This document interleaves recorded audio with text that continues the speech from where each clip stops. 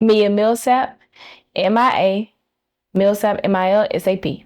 Kenya Jefferson, Kenya Kenya, Jefferson Jefferson. We graduated in 2022 from Heidelberg High School. I served as Miss Heidelberg High School, our class president, as well as our class salutatorian. I was also a cheerleader, and I served in many other organizations while in high school. I was the vice president of the class. I was in student council, made a club. I played volleyball and softball. Oh, and I was class historian. Of course, I go to Southern University and A&M College in Baton Rouge, Louisiana. I am a senior classification, but I'm a sophomore. I've only been there 2 years. I chose to go to Southern because, of course, I was looking for a nursing program, and then I didn't want to go too far from home, and I knew that I had to go to an HBCU. So when I was looking at Southern, I started looking at the scholarship opportunities. I went there, went on a tour. The vibe was nice, and I kind of loved it. My mother loved it. My father was comfortable with me going there. So next thing you know, I was at Southern. For me, it was I knew I wanted to go to HBCU, but I wasn't sure which one. And then TSU sent me a full scholarship, and I was like, okay, I'm going. And then I went to campus, and I loved the environment. Yeah. Nursing, Nursing, both both of nursing. us. Okay. So as of right now, I don't have a specific specialty that I'm looking into. I've been thinking about psych or trauma or ER because I like fast-paced environments. I have to keep moving, and I like the unknown, so I like learning new things. And then when it comes to what was the second end of that question again? I'm sorry. What are your goals? Oh, my goals in nursing. So I don't know specifically yet because at one point I was thinking about going to law school because Southern, of course, has a law school or a law center on their campus. So I was thinking about going to law school and then practicing medical malpractice law. But now I'm thinking about going into psych and seeing where I can go with psych. But of course, getting a higher education. So going past my baccalaureate degree. So I don't know yet, pretty much. And I planned on going into labor and delivery, but now I have a job as a nursing intern and I'm mostly working critical care. So now I'm thinking about going into critical care. I'm thinking about either the NICU, which is the neonatal intensive care unit, or the PICU, which is the pediatric intensive care unit. I would say, so I'm gonna go ahead and give my advice first. I feel like go with your heart. And so I'm a Jaguar ambassador on campus, meaning that I give tours to a lot of students who are deciding if they want to come to, Southern and different HBCUs. I would just say go with your heart. Wherever the vibe is, don't go to a college that once you get there, it feels kind of eerie. Don't go there because that's not where your heart is.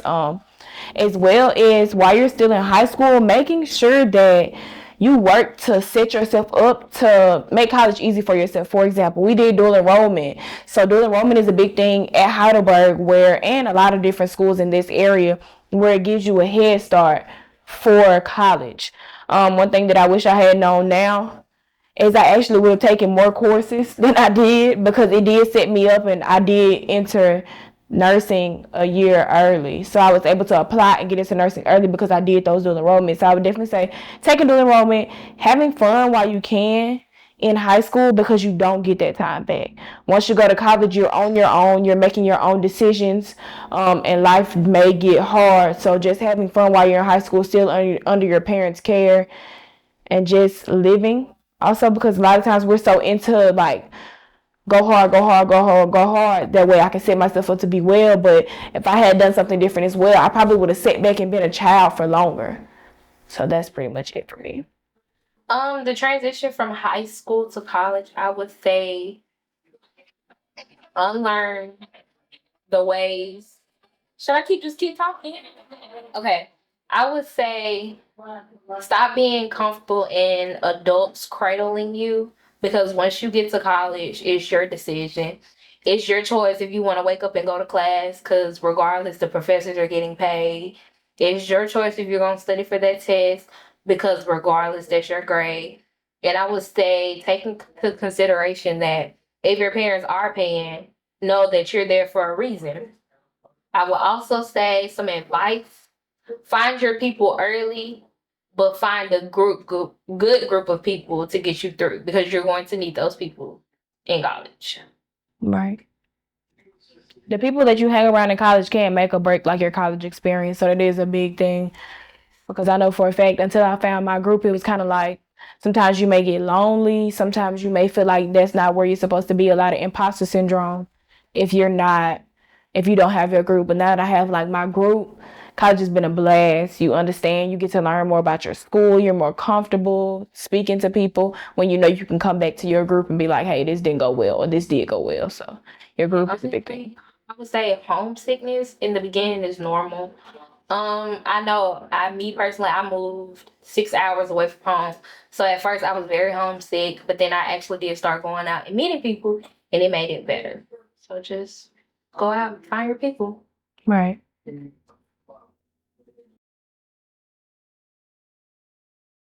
We enjoyed high school because we were involved in so many things. So we were doing everything. It was always constantly like we're going somewhere. And then everybody in college, in high school, was our family. Because if you go to Heidelberg, if you live around Heidelberg Law or this area, you know we're all related. So I was comfortable because these are my people. College is a totally different ball game because everywhere. You're learning new cultures. You're meeting new people from.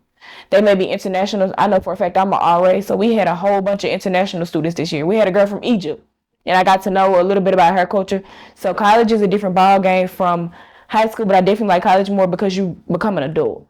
College is where you become an adult, where you learn what you like, what you don't like, because right. So you find yourself in college as well as you set yourself up to have your household, the things that you want in your life. You kind of start figuring out where you want to go from there in college. Yeah, but be careful because there can be like situations where it can make or break you or take everything away from you. Right. College can make or break you. It definitely can. I know for me personally, TSU lost a lot of class of 2026 when we first got there because a lot of people didn't expect college to be how it is. You know, you have to do this on time, you have to do that on time. And it's not perfect at HBCU. I want y'all to know that. But I feel like your school is special to you in a way. You have to know that like HBCUs are one underfunded. So not everything is gonna be perfect. But I feel like HBCUs are home for us. They make us feel comfortable. And yes, there are downfalls of it. But I feel like without like the downfall, it wouldn't make it what it is. Right. You learn to pivot around it. And we talk a lot about going to HBCUs, but I know for a fact when the whole affirmative action thing came about, me and my mom had that conversation where I was telling her, I feel like if with affirmative action, don't just start coming to my HBCU because I have so much pride for my HBCU. But when you're pumping a whole bunch of African American students who aren't comfortable being in those HBCUs there, then you lose a lot of the pride for the HBCU. Because I know for a fact for Southern, you can't tell me anything about Southern. Southern is the best school ever. But if you start putting people there who don't want to be there, then it's going to make it, the pride is going to go down for the school. You're going to stop having a lot of alumni funding. And honestly, alumni funding is what keeps alumni funding keeps HBCUs alive because we're not getting as much funding as some PWIs and some other schools may be getting from the government. So we really do rely on people who have pride for their school and who want to see it get better. Yes, and I learned this year that TSU was undercut $2.1 billion from the state of Tennessee. So, right. You know what they could do for us? Better dorms, better classrooms, better athletic. Right. Absolutely not. I'm at home. I'm with my people. Right. You can't get that back. Yeah. You can go to a PWI and I found a group of people, but when everybody there is your people, when you walk in financial aid and they're talking to you like you're their child. My instructor, so we're in nursing school, of course, so it's a smaller campus within that campus, but my instructor called me at 9:00 one night and she was like, Mia, make sure you have that care plan to me in the morning. But you're not going to get that at a PWI. So now that I look at it and I'm looking at the opportunities that I have in my HBCU, they're calling at 10:00. Have you filled out for that scholarship? Make sure you do this. Make sure you do that. You're not going to get that when you go to PWI. So I will always advocate for my HBCU because it's a family. Culture, that connection, that love. That's what you need in college. Right.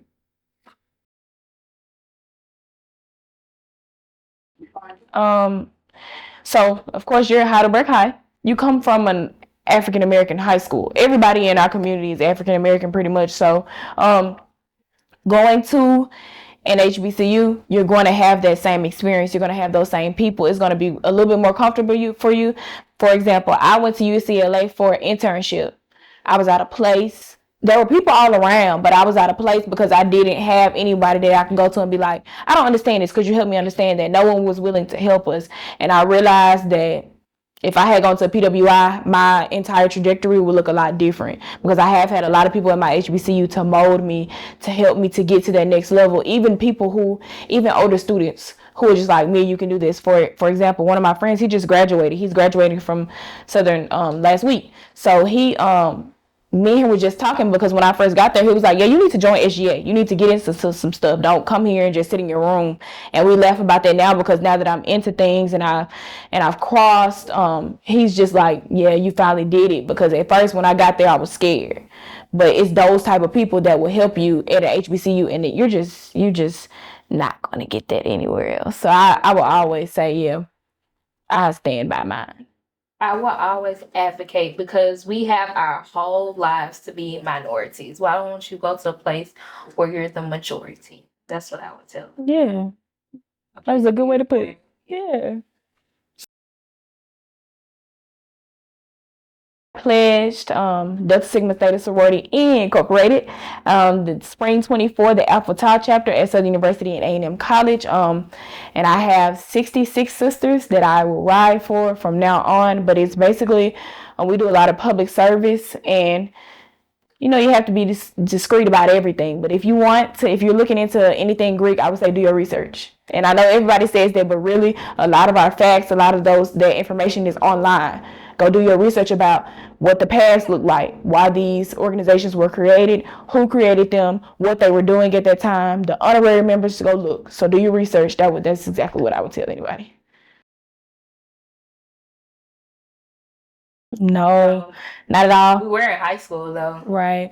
And I would say that's a transition too. If you're going from being in athletics to going to college and you're not in athletics, now you're on the sideline. Now you're not on the sideline anymore. You're more of in the stands looking at everything going on. You kind of get like, dang, I miss it. 15. Yeah, to that. Yeah. Yeah. But I kind of miss it because I cheered all 4 years of high school. So it was like I was always on the sidelines watching the game go by, but you're on the ground. Whereas now I'm just kind of in the stands.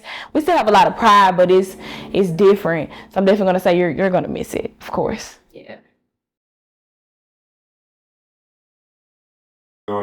Oh, no, I definitely go to the Bayou Classic. The Bayou Classic is a game that we play in the in the Superdome in New Orleans, but it's between Grambling and Southern University, which is the biggest rival of Louisiana. So I definitely have gone to the Bayou Classic. I intend to go now, especially since I have pledged. I think now with the step show and all of that, it's going to be an even bigger experience. So I actually can't wait. But Bayou Classic, it's you the best if you're watching this and you're from Grambling.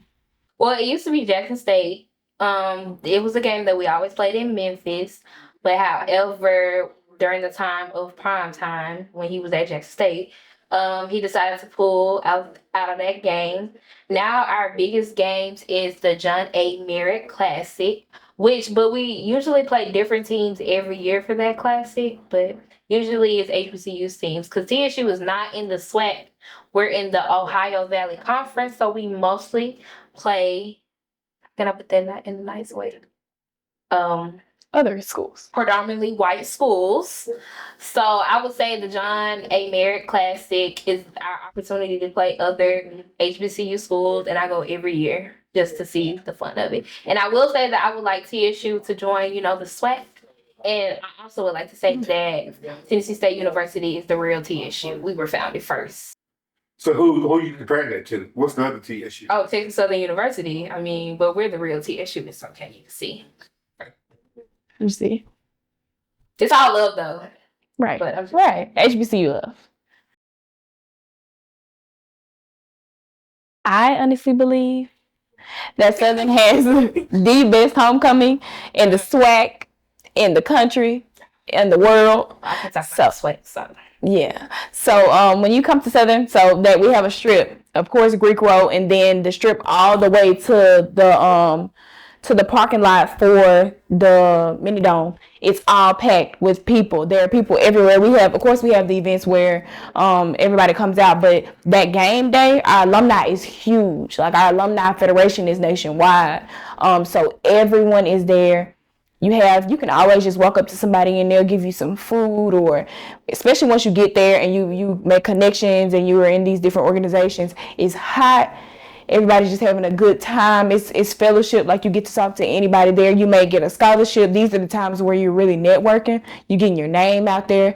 And then when you come to the game, something just added some new LED lights. So homecoming this year, hopefully it's going to be in the day, but hopefully they'll eventually put homecoming in the night so that we can play with the LED lights while we're in the stadium. But I think our homecoming is it's unmatched. The vibe, I can't even explain it. You really just have to come and see it. It's a vibe. I can see it. I can vision it. So I'm looking at it, but I couldn't even explain it to you. It's great. I would say TSU is always something to do that full week. You get this long list of activities posted on social media, and you can choose what do you want to go to. The game. Oh, I love the alumni. They're always giving money. Might even buy you a ticket. I know my first homecoming at TSU, me and my friends went to the concession stand, and this alumni, she saw us, her and her husband, and she had asked us. She was like, "Oh, y'all go to TSU?" She was like, "Yes, ma'am." She was like, "Okay, whatever they want, I got it." Because at this school we love each other. And she was like, when y'all become alumni, I expect y'all to do the same thing to the in college kids you meet. So I love that about us. No, Alcorn will come to our homecoming and go home sad. Go Braves. But I'm excited. I'm excited for this year's homecoming because, of course, with me being from Mississippi, having a big HBCU in Mississippi coming over, it's gonna be fun. Hopefully, we can make some connections and we can all tailgate together. Yes, we got a lot. We have Raymond, Javion, I know Emily, Cam. It's quite a few of us up there. And I think with them, they're up there making some strides too. Like, I know Cameron Parker, he just became Mr. Junior there. So we all over it. All of these different HBCUs just going to the top. I think we're spread out at Alabama A&M, Jackson State University, Auburn State University, Southern University, Tennessee State University. You know, I had to put us last because we're special. Okay, let's start. Can we have 2 at Jackson State? Like 5 at Alcorn. 5 at Alcorn. We have 1 at Tougaloo. Me, you. That's not. Are we missing someone? Look on to 11. Yeah. So probably 11. Yeah, 10, 11. 10, 11. Which I wish we could, with the next classes, with the students coming up, we could get more into college, period, and into HBCUs, but that'll be a work. A lot of our classmates went to college. No, yeah, we did have a big group go to college. But especially with us graduating with so little, so small class sizes. 5 went to college? Yeah. Looks like Alcorn is beating every school around here getting our kids out. Yeah. Alcorn with their scholarships has been coming to group a lot of our kids and get them up there. Which that's been for centuries. Like, especially band. Yeah. Oh, Alcorn loves our band kids. Yeah. But that's great because then we feed back. They feed into us, we feed back into them. So I do think that's something good that they have going on. Yeah. And I do want to say, for people who go to HBCUs but they're not in the SWAC, y'all need to experience a SWAC football game. Most definitely. That is a definitely different experience from just a regular HBCU. And if you're at Heidelberg and you ever want to, of course, I'll be an alumni in 1.5 years. And so I can always get you to one of our games just so you can see the field. We can get you around, talk to you some people, and get you some scholarship opportunities. Don't be scared to reach out to the people who are in HBCUs or the alumni in this area because they can get you places that a lot of your like intermediate family who maybe didn't go to college could. And you don't reach out. That's another thing that you have to know. We're going to HBCU. If you sit on your behind and don't do it for yourself, it won't get done at all. But that's what you have to be your best advocate at HBCU. Right, because even though you have a lot of people calling you saying, hey, let's do this, let's do this, at the end of the day, you are an adult. Nobody's going to make you get up and go do this because there's college, there's life. So I would say, if you're scared to talk now, get unscared because you're going to have to be able to articulate yourself, right, and network yourself, talk to people, show them what you're passionate about, and that will take you very far in whatever you're trying to do.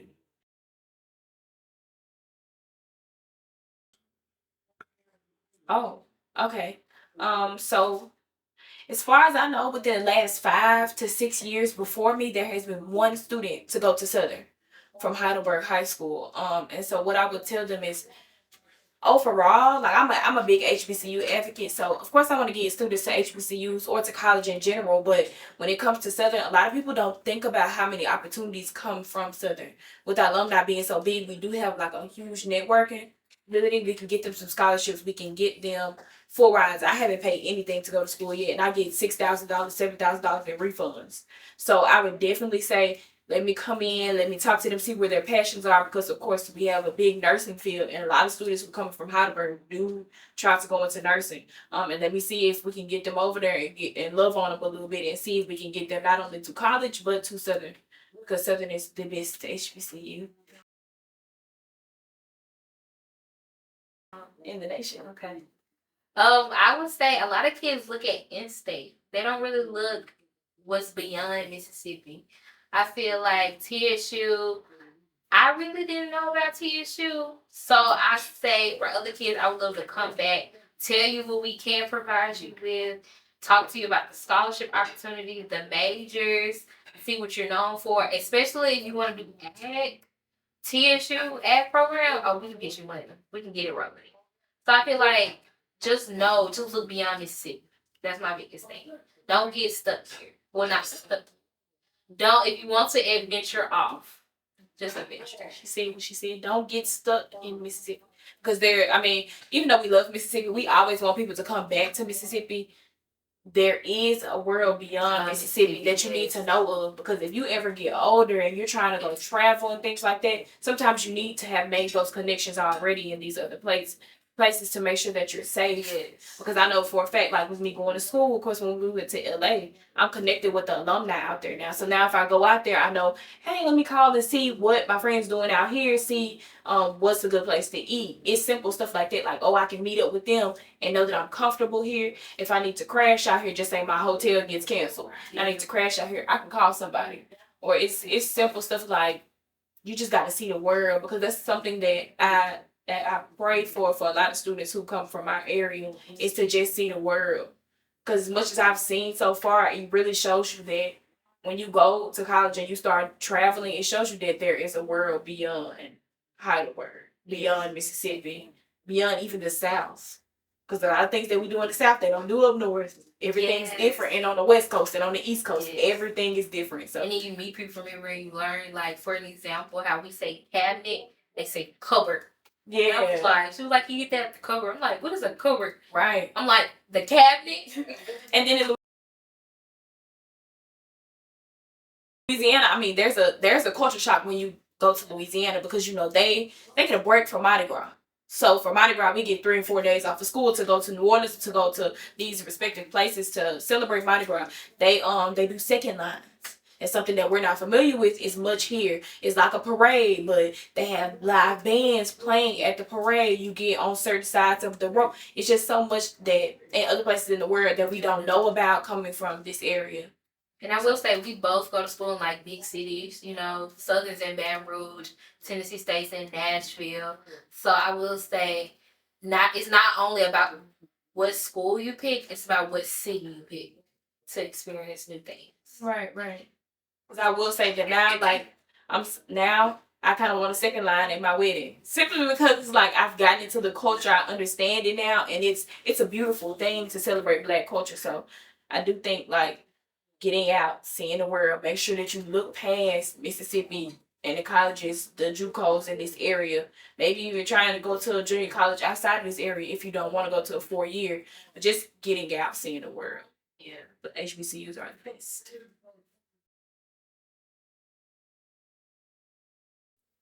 people from different areas practice different things, and you have to be wary about the places that you are.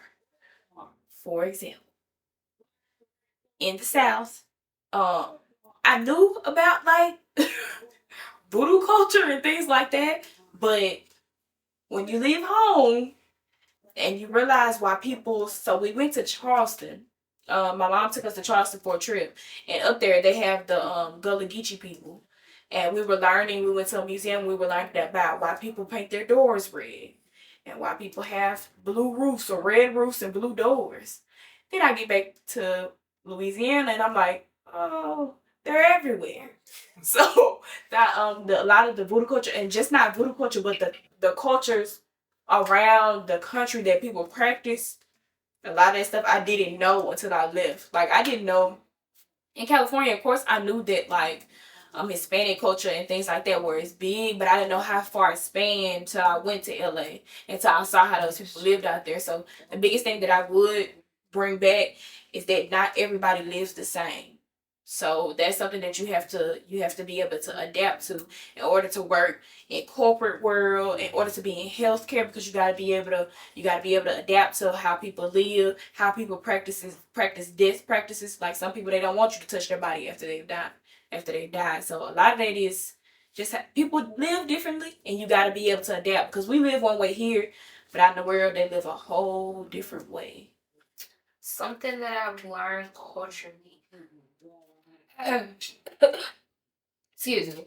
So I took African American experience class with Miss Dr. Williams at TSU, and he taught us about why African Americans do certain things we do.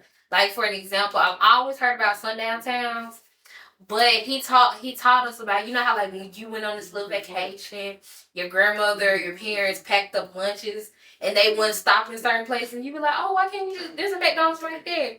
But then, he explained that back when they were traveling, they didn't have like, the GPSs and stuff we had. They just had maps. That it wasn't safe for them to stop everywhere. So that's where like us having all these packed lunches everywhere we go comes from. That's moved down from generation to generation. And there's certain things you question, like, why we have herbal medicines in our community. And it's because they didn't feel safe going to doctors. And that's why generations and generations, we have these little medicines that we just keep going down the line. And then you actually start learning. I feel like once that HBCU teaches you about why Black culture is the way it is. And I would say for anybody, if you have a chance to take an African American history class, I would definitely say take it.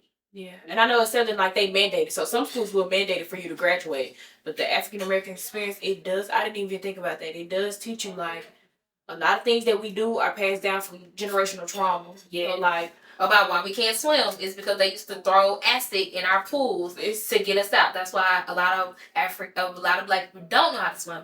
It's because of that trauma. Like, okay, if I know if I get in this pool, I'm gonna get burned. Me and my kids, we not gonna learn how to swim, and then we go generation later, and it's like, why don't you know how to swim? Like, what's the reason behind it? Oh, I never learned. Whole time, your grandparents, if they want to swim, they might get acid poured on. It's just little things like that you don't know.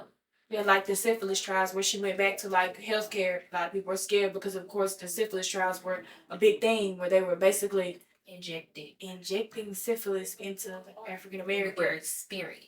Right. And then you have Henrietta Lacks. They took her cells. You learn about all that in more detail. They teach you that in your high schools, but they won't. They don't go into detail. Right. So when you get to your HBCU, and then like I would say, if you get to an HBCU, go find a museum on campus. You walk through there, you'll learn so much. I didn't know, like, for example, we had our government sciences college is called Nelson Mandela. The reason it's called that, I learned this 2 weeks ago, is because Nelson Mandela came there. He was the commencement speaker, and he danced in front of the college. So they named it after him. They have like pictures of him dancing, holding babies and things like that. But you wouldn't know that type of stuff unless you go to like the museums or you talk to people and you get informed. Talk to your professor. I didn't know how much TSU was involved in the movements in Nashville, the sit-ins, the lock-ins, until I actually had that class and went to the museums and looked at this stuff. Like, that's very. Okay, so I'm gonna start out with my favorite instructor in college because, of course, it's fresh on my mind. But it would definitely be my pharmacology instructor, Dr. Dyson, and I got a little story about her. She has a son. She had a son. She has like 5 children, but she had a son who committed suicide, and his name was Trey, but his heart spelled backwards. And she has a foundation now where she works with people who with parents with suicide, and she advocates for students. So she just recently had a like a model walk show. What is it called? A runway show where they did it in honor of her like son. It's Have a Heart Foundation. So if you can look it up on Instagram and Have a Heart Foundation, I definitely, her story is very inspiring. And then she also just got me a certificate for youth mental health aid, and so she teaches a lot about mental health. So I definitely give a shout out to her. I'm gonna have to think on how to work. My person from TSU, Karen Moore. She was my freshman advisor, but I just stuck with her until nursing school. She really pushed me to be the best person for nursing school. She always made sure my GPA was up. We always talked prior to the classes. She always sent me scholarships. She was just always there for me. And then she gave me her number and told her I can call her anytime. And now she lets me come into Zooms and stuff and talk to the incoming freshmen, pre-nursing major, and tell them how the program is. I get to be more in contact with people now because of her. And I would say another advisor at TSU is Dr. Kathy Lovelake. She is my current advisor for nursing school. And I just want to say that fundamentals for me in nursing school was really, really hard. So she kept pushing me because at one point I was ready to drop. But she kept pushing me through, and I just want to say thank you so much. Now, how do Literally no. Miss McLean, thank you. Oh yeah, Miss McLean. Miss McLean is definitely, she wrote so many recommendation letters for me, but trying to make sure that I got those scholarships. Miss McLean most definitely. But honorable mention, of course, Miss Hawkins. Miss Hawkins, 10 toes down. well, she gave us so many scholarship opportunities. Unfortunately, if you're watching this from Heidelberg, she's not there anymore. But also Coach Hood. I don't know why Biology, yeah. Coach Hood came to mind, but he definitely was like, I remember like one day I was having like a terrible day and I went in there, he's just always joking, he was upbeat.